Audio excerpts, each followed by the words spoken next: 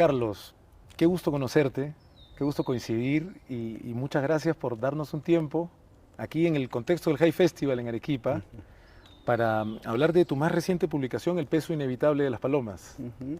Muchas gracias, Salvador. Es una verdadera alegría estar contigo y poder conversar sobre el libro. Y conversábamos un poquito antes de comenzar de la alegría que ha significado para mí, la alegría tan especial que ha significado para mí como lector poder leer este libro.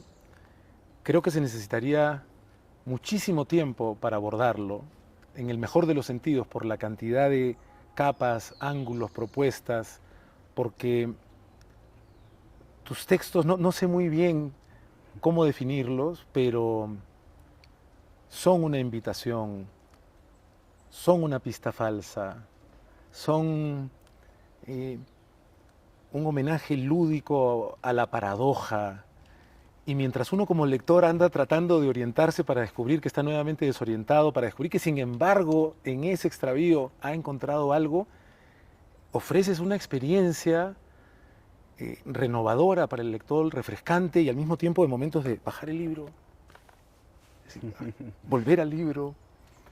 Así que de verdad, no quería comenzar sin decirte la gratitud, el regalo que uno siente como lector de entrar en contacto con tu trabajo literario. Oye, te lo agradezco mucho, porque para los escritores siempre es un agradecimiento insólito encontrar lectores con tanta sensibilidad, ¿no? Y que dan la bienvenida a la dificultad como un desafío y como una expansión de la, digamos, experiencia cotidiana, ¿no?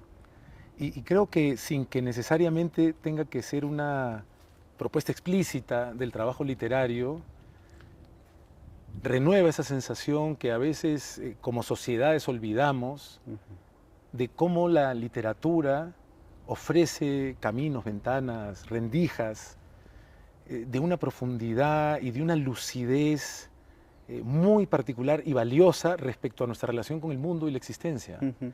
Sí, porque olvidamos muchas veces que el lenguaje que se limita estrictamente a la comunicación, ¿no? O al acto meramente comunicativo, es en realidad también una esfera de opacidades, ¿no? De silencios, ¿no? De vacíos y de restos, ¿no? Que uno necesita aceptar, ¿no? Uno tiene que aceptar que el lenguaje no dice todo, ¿no? Y en esos resquicios hay que encontrar recursos para poder compensar lo que deseamos decir, ¿no? Y eso nos lo otorga la literatura a través de varios recursos como las metáforas, las comparaciones, las analogías, ¿no? Que son, digamos, simplemente instrumentos, ¿no? Que permiten captar, ¿no? Esas especies de ondas que están rodeando la experiencia humana más allá del lenguaje, ¿no? El, qué interesante, ¿no? Porque em, dices que a veces el lenguaje no lo dice todo, ¿no? Por no decir nunca el lenguaje lo dice todo, Ujú, pero también, digamos, la conversación de ascensor, digamos, la conversación que realmente dice nada, ujú, no se restringe al ascensor, no se restringe a la llegada al lugar de trabajo, ¿cómo te fue? Bien, ¿qué tal ujú, todo? ¿Qué tal el clima? ¿No? O sea, usamos el lenguaje como una especie de lubricante, ujú, facilitador, pero vaciado de un ujú, contenido, ¿no? La ujú, publicidad a veces, me parece a mí, ofrece una utilización refrescante, renovadora del lenguaje para conseguir ser pegajosa, ujú. pero como que rápidamente traicionera, Claro, ¿no? Como claro, efímera. sí. Pero en tu trabajo con y sobre el lenguaje, nos llevas a otra dimensión, una sensación de, el, no voy a poder comentar todos los relatos, Ujú, aunque sí algunos, pero quiero detenerme especialmente en dos. Y uno es el que le da título ujú, a la colección, que se llama El peso inevitable de las palomas. ujú, Eh, hay un pintor, ¿no? Que es un pintor que uno pensaría que es japonés o de origen japonés, ujú, tiene un nombre japonés, pero vive en París y tiene una relación particular con las palomas, que es creo que la clave, aparte de lo que estoy tratando ujú, de articular, ¿no? Las palomas son monstruos, dice él, son monstruosas y son monstruos. Y sin embargo, en plazas como la de Notre Dame, la gente les da de comer y no solo convive con ellas de una manera medio casual, sino casi como si fueran, no sé, una especie de monarcas del lugar. Y luego otro personaje menciona en otro momento más adelante, alguien que es el amante de su mujer, cita a un filósofo, me parece, ¿no? Dice, el arte debe destruir la realidad. Y me da la sensación de que hay una clave ahí, nunca una clave directa en tu trabajo, sigilosa, diagonal, pero suficientemente a nuestra vista como para ver si despertamos un poco al... ¿Qué son las palomas? ¿Son seres bellos e inofensivos o son estos monstruos cargados de gérmenes que nos pueden matar? ¿O son las dos cosas? Hay algo ahí, creo que no se limita a este primer texto, pero hay una clave ahí respecto del lenguaje y la realidad, ¿no? Sí, sí, sí. Qué bueno que lo notaste porque ese cuento para mí es una especie de poética, ¿no? Sobre lo que quiero hacer en esta nueva etapa, digamos, de escritura, ¿no? Porque este relato surgió de una idea que me perturba un poco con respecto precisamente a las palomas, porque si lo piensas bien, las palomas son los animales que han sufrido un mayor deterioro simbólico a lo largo de la historia, ¿no? Porque la paloma simbolizó en algún momento la propia idea de divinidad, ¿no? El Espíritu Santo, ¿no? Y hoy en día son simplemente pestes que están, ¿no? Cargando alimañas en sus espaldas y que son vistas como especie de ratas con alas, ¿no? En todas partes, ¿no? Y cuando estuve en París una temporada me llamó muchísimo la atención esa fascinación de los turistas, porque los locales más bien las repelen, ¿no? Y me quedé pensando precisamente sobre esa fluctuación que tienen los símbolos, ¿no? Los símbolos significan algo, pero pueden deteriorarse y perder su significado original y luego, ¿no? Adquirir otros sentidos, ¿no? Entonces la sociedad va construyendo progresivamente imágenes, arquetipos, símbolos, ¿no? que les dan significado, ¿verdad?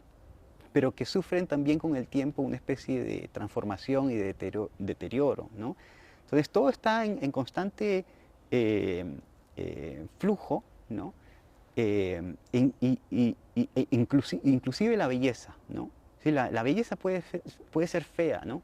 Y, por ejemplo, en mi anterior libro, Los bosques tienen sus propias puertas, exploré un poco eso, la idea de lo grotesco como alternativa a lo bello, ¿no?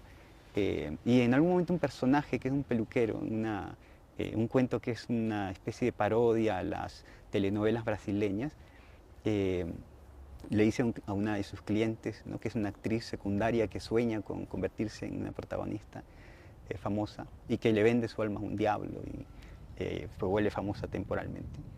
Y le dice, la belleza, las mentiras solamente son falsas cuando son feas, ¿no? Las mentiras son falsas solamente cuando son feas, ¿no? Y creo que este libro vuelve un poco a insistir en esa idea, ¿no? ¿Qué entendemos por belleza, ¿no? Y cuál es el sentido de lo bello, ¿no? Cuando, digamos, trabajamos con palabras que siempre están sujetas a transformación, ¿no? Todo lo que decimos se va a ir adaptando, ¿no? Va a ir transformándose, va a ir perdiendo significado, ¿no? Y está en nosotros los que escribimos y hacemos arte, ¿no? Música, pintura, actuación, recuperar, ¿no? A través de los medios que tengamos disponibles una revitalización de esa experiencia estética, ¿no? Y a mí me llama muchísimo, por ejemplo, últimamente la atención, y creo que es una fascinación de niño. Justamente ahora hablaba con una escritora británica, Ellie Williams, ¿no? Que escribió un libro fabuloso que se llama el Diccionario del Mentiroso, ¿no? Y ella dice en el prólogo del libro que los diccionarios deben recuperarse como una experiencia personal, ¿no? Y yo de niño tenía mi primer libro, ¿no? de cabecera, un diccionario viejo, ¿no? Que leía todas las noches, lo tuve durante 2 años, pues mi sueño era memorizarme todas las palabras, un sueño, ¿no? Delirante, pero me ayudó a disfrutar el valor de la palabra como, digamos, elemento, ¿no?, autónomo, ¿no? Y eso me llevó más adelante a la fascinación por las etimologías. Entonces, cuando pienso en las palabras, ¿no?, recuerdo mucho a Lugones cuando decía, eh, todas las palabras son metáforas muertas, ¿no? Todas esas palabras tuvieron un significado, ¿no?, que el uso común, ¿verdad?, Ha desgastado. desgastó, ¿no? Y nosotros, claro, cuando escribimos y volvemos a esas palabras, le damos un nuevo impulso y un nuevo significado. Y, por ejemplo, una palabra que a mí me enamoró es la palabra considerar, por ejemplo, considerar, o consideración, ¿no? Porque cuando uno la explora, se encuentra con la palabra sideral, ¿no?, que es la estrella, ¿no? Entonces, considerar es observar el cielo, ¿no?, y establecer el pensamiento en función de lo que observas en el firmamento, ¿no? Es una palabra Y bellísima, aceptar como ¿no? premisa que la respuesta está en los astros. Exactamente, es la fe en esa relación entre el ser humano y el cosmos, ¿no?, que hace que la palabra sea creadora, ¿no? Que puedas, ¿no?, utilizar una palabra con una función revitalizadora de todo lo que te rodea, ¿no? Qué interesante. Me hace recordar que yo pensaba hace poco, en realidad, yo he pasado muchos años de mi vida también en Colombia, y cuando uno se mueve por el mundo hispano en diferentes países, descubre diferentes usos, ¿no? Ujú, Y algo que es muy simple en realidad, pero que a mí también me despertó fascinación, que en Colombia, por ejemplo, puedes decir, para invitar a una persona que esté a tu lado, le ujú, dices, hazte conmigo. ujú, Y me parece casi palabras mágicas. ujú, Hazte conmigo puede ser una invitación a un amor para toda la vida, puede ser ujú, una invitación a la realización. ujú, Y volviendo a lo que decías antes, esta fascinante eh, exploración de las palabras como instrumentos con fecha de caducidad ujú, por su propia naturaleza, no se agota ahí, sino que realmente solo tiene sentido en la medida que tenemos una relación con el mundo. ujú, No podemos entenderlo, nombrarlo, calificarlo, sin estos instrumentos, los mejores que hemos sido capaces de inventar ujú. hasta ahora, ¿no?, que tienen fecha de caducidad. Por lo tanto, eso nos convierte como hablantes, simplemente como hablantes, nos convierte en personas capaces de matar el mundo con nuestro uso del lenguaje, mantenerlo muerto Ujú, o de revivirlo y recrearlo. claro. Bueno, porque olvidamos también que la palabra tiene una función política poderosísima, ¿no? Y cuando uno le roba la palabra a las personas también las adormece, ¿no? Y las vuelve mucho más manipulables digamos, eh, frágiles, ¿no? Eh, y yo creo que esa, bueno, uno lo piensa bien, es una función central, ¿no?, eh, de la literatura. Para mí la literatura tiene dos dimensiones fundamentales, ¿no? Una es su función narrativa, ¿no?, que es muy vigente, por ejemplo, ¿no?, porque toda nuestra sociedad, nuestras sociedades, ¿no?, el ordenamiento del mundo es esencialmente narrativo, vivimos en ficciones, ¿no? La ficción del dinero, por ejemplo, ¿no? Creer colectivamente que ese pedazo de papel tiene un valor, ¿no?, que representa algo más, ¿no?, que el valor de producción de ese papel que, ¿no?, es minúsculo, ¿no?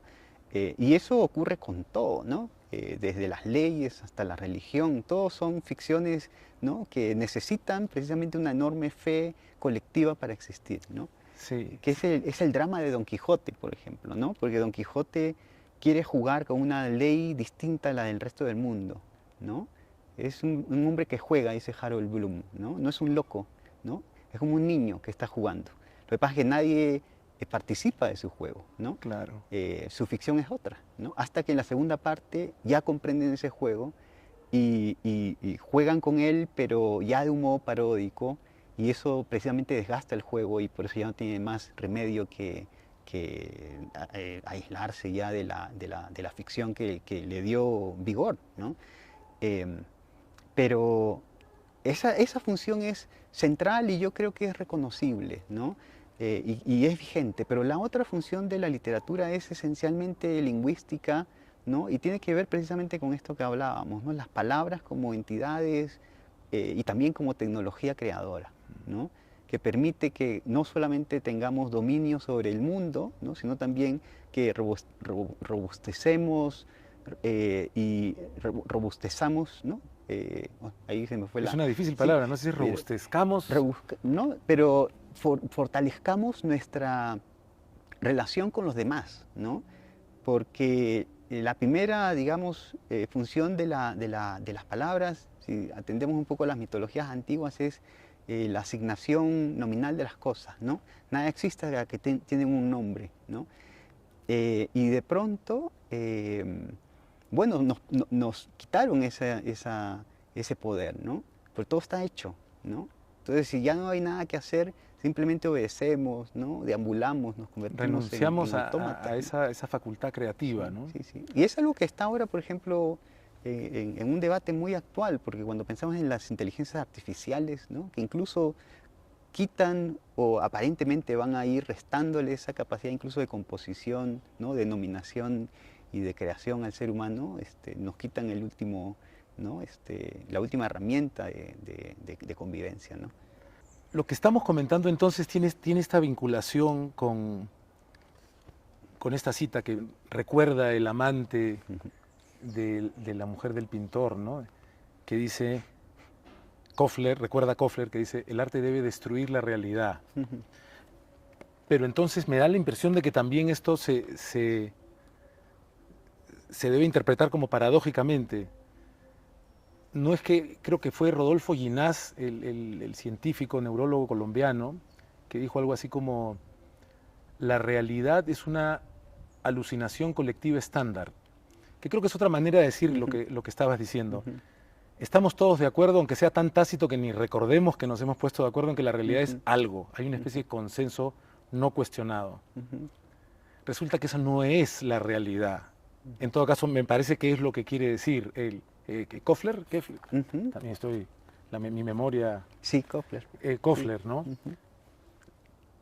Es no función nomás, deber, es decir, hay un componente moral en el arte, en destruir lo que creemos que es la realidad. Sí, claro. Y lo puede decir muy bellamente también un poeta que yo adoro, que es Nicanor Parra, ¿no?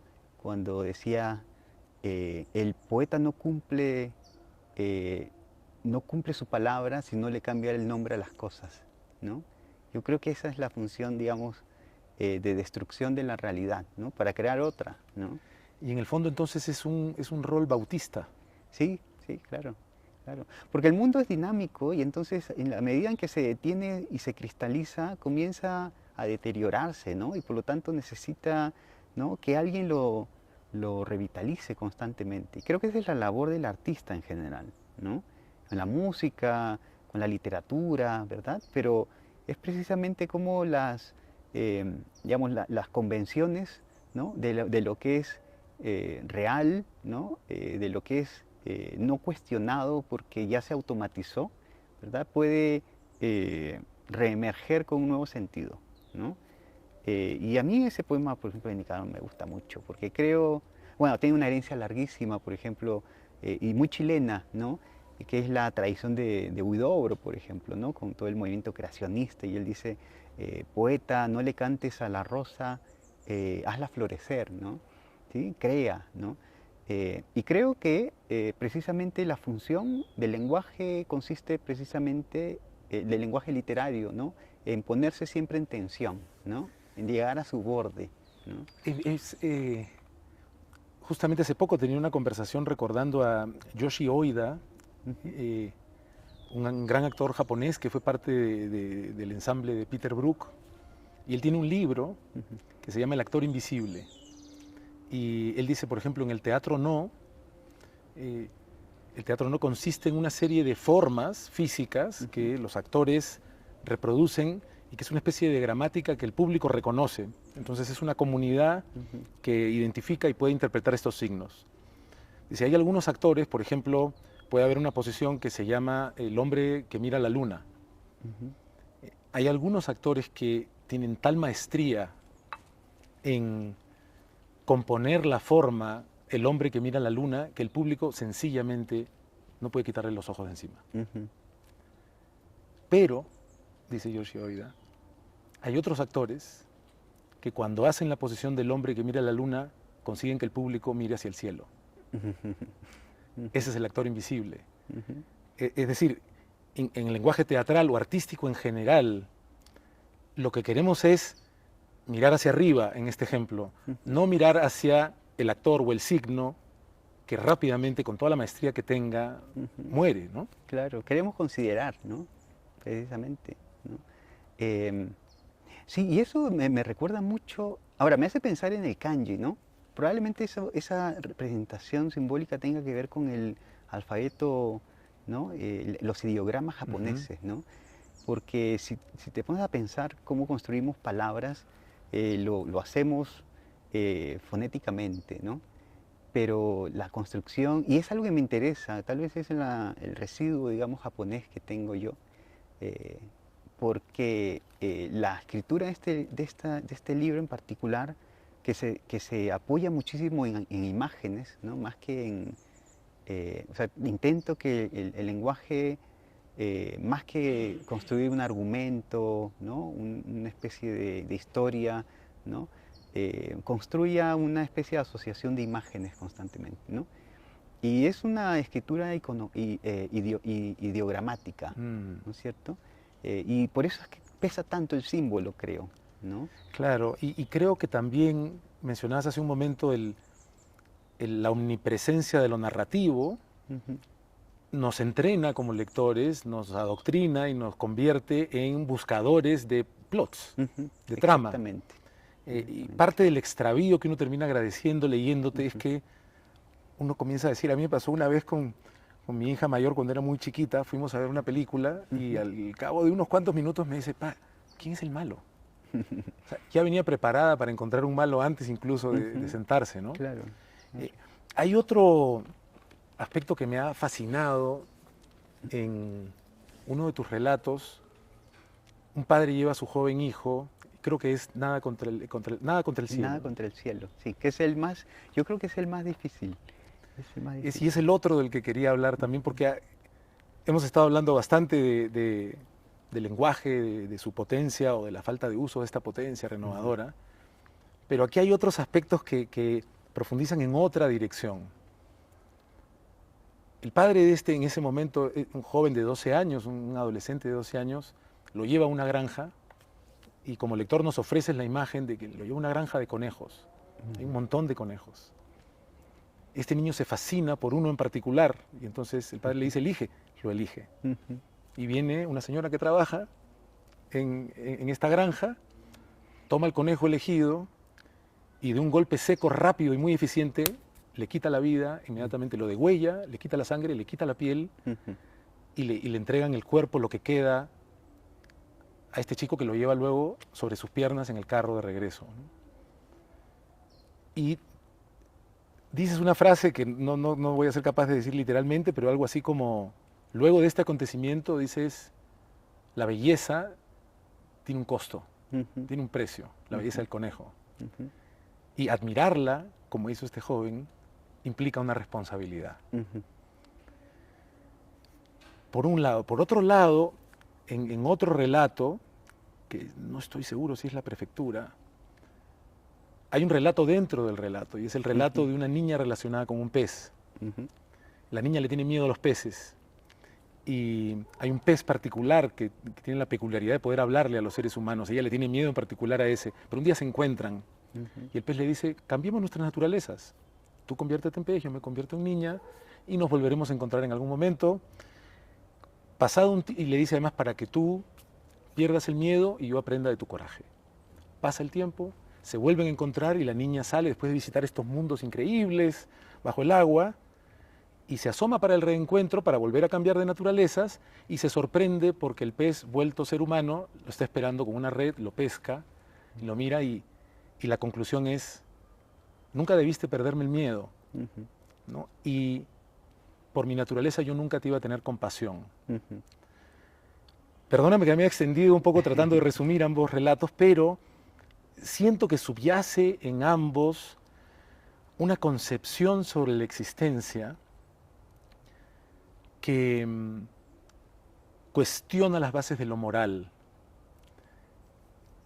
y siento que me estoy quedando corto tratando de referirme, que es que habla de una especie de naturaleza o de realidad, ahora con mayúsculas, Ujú. y con una sensación más inmutable, ¿no? Como el cuento del escorpión que pide que lo hagan cruzar, Ujú.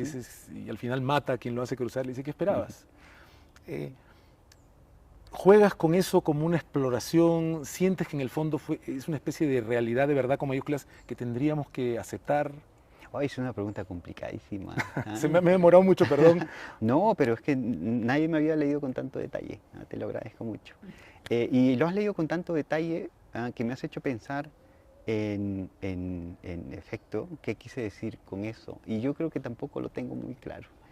Em, Mira, el cuento que está dentro del cuento de la prefectura, efectivamente, que es un cuento que yo quise hacer con muchas capas, ¿no? Porque incluso, bueno, es la historia, ¿no? Es la historia de una persecución, ¿no? Hay un mal moral, efectivamente, ¿no? Porque es la historia de un Itamae, ¿no? Un cocinero japonés que ha cocinado mal un fugu, ¿no? Un pez globo, y se lo ha dado a comer, no se sabe si deliberada o accidentalmente al alcalde del pueblo, ¿no? Y lo ha matado, ¿no? Y el alcalde ahora lo persigue convertido en un fantasma, ¿no? Es la persecución de un miedo y de una culpa, ¿no? Y para escapar de esa culpa, él se encierra, el cocinero, ¿no? Minoru, con su esposa y con una pequeña niña, ¿no? Y un pequeño niño, ¿no? En un desierto, ¿no? Eh, Doy a entender, claro, con cierta ambigüedad, que es un japonés que ha migrado, es un tema latente, ¿no? Algo, digamos, que intenta recuperar una memoria familiar, ¿no? Pero, porque ese desierto para mí es muy, muy representativo de mi relación con Lima, ¿no? Lima para mí es el gran desierto, ¿no? Podemos volver sobre eso más adelante, si quieres. Pero esa historia está hecha a partir de esas capas, ¿no? Morales, ¿no? Que se van manifestando, se van descubriendo. Y por eso es que la escena final, en la que el espectro finalmente caza al cocinero, se representa como una especie de teatro, ¿no? De sombras. Sombras, ¿no? Em, y claro, digamos, la historia dentro de la historia, que es esa pequeña alegoría, ¿no? La historia zen, ¿no? Básicamente, de ese pez y de la niña que descubren que siempre han tenido la misma predisposición para temer y para la crueldad, ¿no? De algún modo para mí era eh, una especie de contar doblemente, ¿no? La historia, con pequeñas variaciones, ¿no? Eh, Como si fuera una especie de canon. O sea, yo tenía como la conciencia, ¿no? De composición a lo Glenn Gould, ¿no? Como variamos, ¿no? Cuando él hace las variaciones Goldberg, ¿no? Entonces me pareció interesante que hubiera una historia dentro de otra que contara la misma historia, tal vez con una variación sutil, ¿no? Pero hay efectivamente, más allá de, digamos, las intenciones narrativas, ¿no? Probablemente una gran exploración, sí, sobre el mal, ¿no? Sobre la culpa, ¿no? Porque varios de los cuentos insisten en esa búsqueda, ¿no? De la, yo diría, eh, reconciliación, ¿no? Los personajes quieren o ansían una especie de redención, pero nunca la encuentran, ¿no? Intentan redimirse, ¿no? Pero es un libro oscuro, ¿no? Todos los cuentos son penosamente tristes, creo, en el fondo, ¿no? Hay algo que creo que por eso el título resulta abarcador y no solamente restringido al relato que se titula así, respecto a la inevitabilidad, Ujú, ¿no? El inevitable peso de las palomas, ujú, la inevitable consecuencia de si soy un ser hecho para la crueldad ujú, y no la compasión, ujú. eh, o el miedo, ¿no? Claro. Se siente, hay una sensación como de, hay algo inexorable, hay algo que está más allá de nuestras posibilidades como Ujú. pequeños humanos, ¿no? Claro, pero es que a veces haces daño sin darte cuenta, ¿no? Es decir, la elección del adolescente, ¿no? Que contempla la belleza, pero no es consciente de que esa elección meramente estética va a generar la muerte cruel, ¿no? Sanguinaria del conejo, ¿no? Em, es, es, eh, es involuntaria, ¿no? Entonces, claro, cuando juzgamos el mal, ¿no? Eh, muchas veces perdemos de vista que el mal, ¿no? Como decía, creo que fue Santa Teresa, ¿no? Eh, a veces decía ella, em, lloramos más por eh, por los milagros cumplidos más que por los no cumplidos, ¿no es cierto? ¿Sí? Por las plegarias atendidas, dice ella, ¿no? ¿Sí? Que por las no atendidas, ¿no? Y yo creo que efectivamente el mal muchas veces es consecuencia de un intento por hacer el bien, ¿no? Y tal vez ahí conecta un poco con lo que te decía antes, ¿no? Porque esa idea de lo estético que se halla involuntariamente también está relacionado con esa, digamos, afinidad con la maldad, ¿no? Es difícil establecer a primera vista esa analogía, ¿no? Pero a veces uno encuentra belleza en lo que es grotesco, ¿no? En lo que es despreciable, ¿no? O en lo que es marginal, ¿no? Y por eso me gustaba la idea de la paloma, ¿no? El monstruo que pinta, ¿no? El protagonista del cuento es finalmente, ¿no? Una experiencia de belleza, pero percibida desde su perturbación, ¿no? Y solamente pocos lo ven, ¿no? Y es ese amante, ¿no? Inmoral, ¿no? Que es el que está traicionándolo con su esposa, ¿no? Y que al mismo tiempo, mientras lo traiciona con su esposa, o la esposa también lo traiciona con él observa estos lienzos acariciando. Me pareció eso brillante también, porque acaricia la espalda de ella, teniendo la sensación de estar planchando sus camisas. Claro. Porque al mismo tiempo estás utilizando el lenguaje, las palabras, para relatar un evento físico Ujú, que es en sí mismo metafórico, ujú. ¿no? Es Sí. como infinito. Ujú. Sí, claro. Ahora, es una nueva forma de composición que experimenté, pero es muy sensorial, ¿no? Hay mucha sensorialidad, ¿no? Y trato que esas capas sean, ¿no? Como una forma de intercalar precisamente esas analogías, ¿no? Que están eh, casi de modo abrumador, ¿no? Saturando, ¿no? Y en el libro anterior, y lo notó un buen lector que tuve, ¿no? Que me comentó eso, y me dijo, esto me recuerda mucho a Escher, ¿no? Eh, entonces, ¿dónde está la realidad? Por ese cuento, efectivamente, hay mucho más juegos visuales, ¿no? ¿Sí? Las capas, las analogías son visuales, ¿no? Y aquí está más en el tacto, ¿no? En el cuerpo del conejo desangrándose, ¿no? Como si fuera un guante, por ejemplo, Mm. ¿no es cierto? Cuando la estanciera le quita la piel, ¿no? Dice, es como si se quitara un guante, ¿no? Entonces, esa forma de analogía es, creo, más frecuente en este libro, mientras que en el anterior me inclinaba mucho más a las analogías visuales, como esas capas, ¿no? De perspectiva, por ejemplo, ¿no? Hay muchas cosas realmente de las que podríamos hablar por la multiplicidad de estímulos y de sugerencias, pero me voy a limitar porque no tenemos todo el tiempo del mundo a un aspecto más que creo que también tiene relación con lo inevitable. Hay creo que estoy casi seguro que es en Elizabeth Costello, Ujú, de Coetzee, que ella al final padece una especie de juicio final. Después del camino extraordinario, lleno de obstáculos que tiene defendiendo la vida de los animales y metiéndose en problemas, ujú, hay un momento en el que, no lo recuerdo ahora con detalle, pero está como sometido a un juicio final y le dicen, bueno, ¿en qué cree usted? Y ella dice algo así como, obviamente me estoy alejando de lo textual, pero más o menos lo que yo recuerdo dice algo así como, hay una época del año en la que la temperatura produce una lluvia, ujú, luego de la cual emergen de la tierra o de la arena una especie de renacuajos, pequeños sapitos. ujú. creo en eso.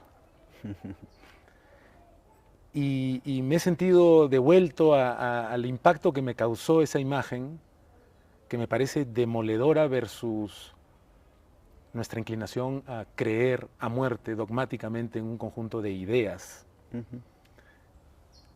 en lugar de esto concreto. El desierto, la nieve. Hay un momento que en este momento tampoco recuerdo con precisión en qué momento dices, todo esto está cambiando. Hay un punto, no sé si es en el mismo del desierto, porque el desierto como que revive y deja de, me pareció fascinante, que dejó de comportarse. Porque además, ¿qué quiere decir comportarse? Y fue aquel que realmente es, y viene otro tiempo, y sin embargo, vuelve el día, vuelve la noche.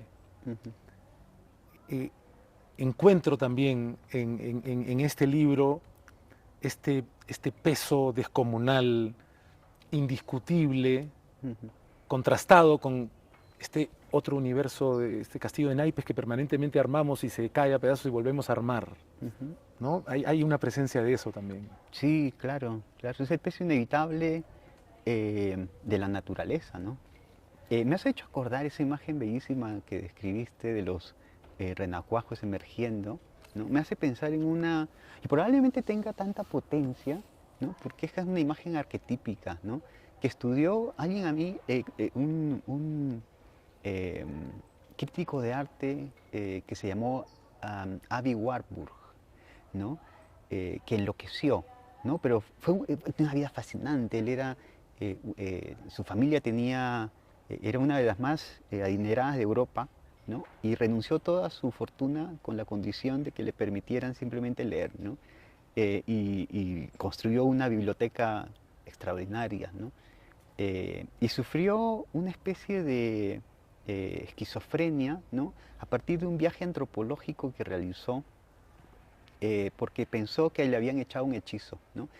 Y se internó durante muchos años en un sanatorio, ¿no? Y su doctor, un psicoanalista, le dijo, oye, pero escribe un libro, ¿no? Y trata de exorcizar a través de la literatura, ¿no? A través de un ensayo, ¿no? Esa supuesta maldición, ¿no? Y él escribió un libro bellísimo que se llama El ritual de la serpiente, ¿no? Donde estudia, arma a partir de todas sus notas del viaje que realizó a Norteamérica y donde estudió a las tribus pueblo, estudia un ritual, ¿no? Que es la adoración de las serpientes, ¿no? Que caen del cielo, ¿no? Entonces intenta descubrir por qué, ¿no? Y descubrió que adoran las serpientes porque en realidad simbolizan los rayos, ¿no? Esa figura zigzagueante que cae del cielo y que fecunda la tierra, caen, ¿no?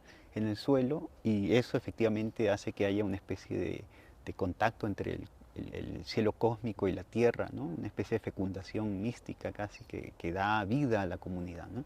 Me recordó mucho esa figura. Y creo que efectivamente hay relatos que nos impactan porque cuentan una misma historia, ¿no?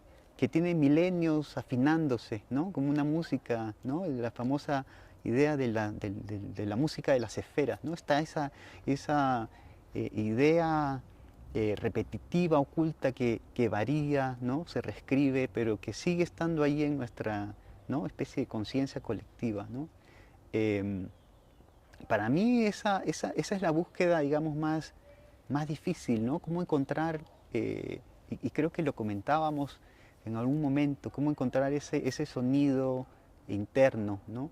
Que los griegos llamaban el daimón, ¿no es cierto? Uno habla como si fuera una especie de medium, ¿no? Y llegas a ese momento de abstracción absoluto, ¿no? En el que tú sencillamente tienes que servir como transición, ¿no? Entre aquello que ilumina de algún modo a la comunidad, ¿no? Y la expresión, ¿no? Y yo creo que los grandes relatos precisamente vuelven sobre estos temas, ¿no? Y simplemente lo que cambia es la afinación, el sonido, ¿no? Que hace que suene distinto, ¿no? Como si fuera una versión, ¿no? Sí, Como cuando alguien encuentra sí, sí. alguna canción versionada y que de pronto se descubre renovada, ¿no? Claro, Conectada con la original y sin embargo sacando algo nuevo, un brillo nuevo, ¿no? efectivamente. Y es lo que nos enseñó Borges, ¿no? Cuando Borges decía todo está escrito, ¿no? En realidad, ¿no? Como con esa conciencia súper platónica que, ¿no? Según la cual no aprendemos nada, sino que recordamos, ¿no? Y Borges pues dice lo mismo, todo está escrito, ¿no? Simplemente variamos, ¿no? Y creo que las grandes historias en realidad son variaciones y ser medium de esas historias, ¿no? Consiste en tener como esos momentos de... No creo en la experiencia del artista como un místico, ¿no? Pero sí creo que hay ciertos momentos excepcionales en los que puedes percibir tal vez esos arquetipos, ¿no? Y contarlos nuevamente con cierta novedad expresiva, ¿no? Y claro, lo que juega muy bien con lo que acabas de decir, recordando a Borges, es que está todo vivido también. Ujú, No está claro. solamente todo escrito, sino que lo está porque está todo vivido y por lo tanto podemos ser una versión, podemos buscar nuestra versión, como dice nuestro daimón, nuestro genio, Ujú, aquello, ¿no? Aquello que aunque ha sucedido y seguirá sucediendo, ujú, es nuestra nota particular, ¿no? efectivamente. Lo que podemos dejar, la huella, el tono, lo que sea, ¿no? Efectivamente. Sí, por eso yo siempre he dicho que una de las preguntas que siempre me hacen es, eh, digo, ¿tú por qué escribes, no? Es decir, ¿cuál es la utilidad que le ves a esta actividad, no?